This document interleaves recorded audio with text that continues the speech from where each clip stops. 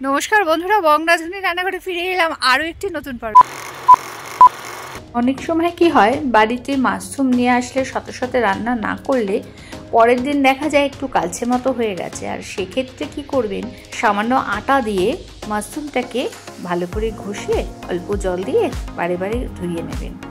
বেশিক্ষণ জলে চুবিয়ে রাখবেন না, তাহলে মাশরুমে জল চুপ করে নেয় আর রান্না করার সময় প্রচুর জল ছাড়তে থাকবে। এমনিতেই মাশরুমে জল থাকে।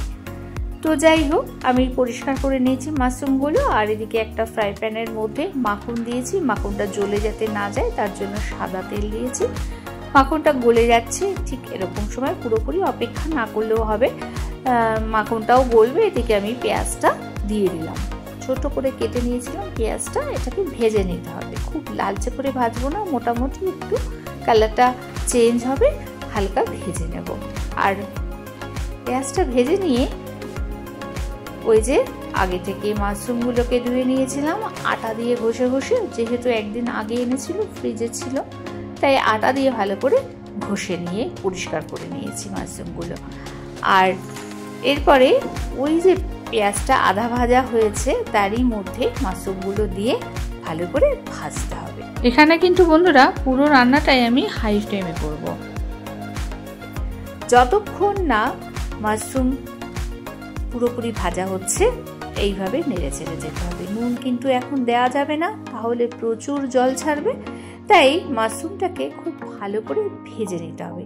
ততক্ষণে পেঁয়াজটাও কিন্তু আরো খুব ভালো করে ভাজা হয়ে যাবে। সুতরাং এইভাবে নাড়তে হবে, একটু ধৈর্য ধরে বারে বারে নেড়ে নেব। দেখুন বেশ ভালোই কালার চেঞ্জ হয়ে গেছে পেঁয়াজেরও মাশরুমেরও। আর যখন ভাজা হয়ে গেছে সেই সময় দিয়ে দিলাম বড় সাইজের দুটো রসুন কুচি। যে রসুন কুচিটার মধ্যেই কিন্তু এটা টেস্টটা হবে।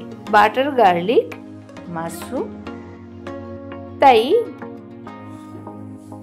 বাটার দিয়ে মাশরুমটাকে ভেজে নিচ্ছি।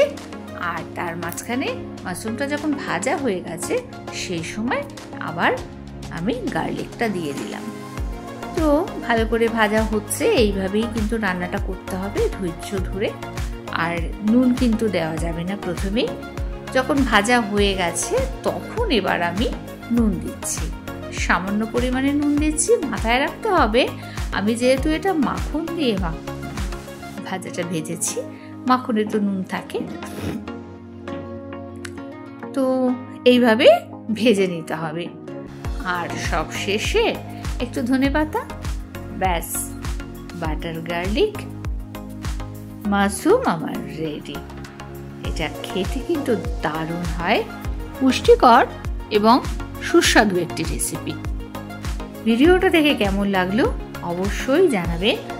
আর এখনো যারা সাবস্ক্রাইব করেনি তাদের বলবো সাবস্ক্রাইব করে পাশে থাকা বেল আইকনটি অল ক্লিক করে দেবেন।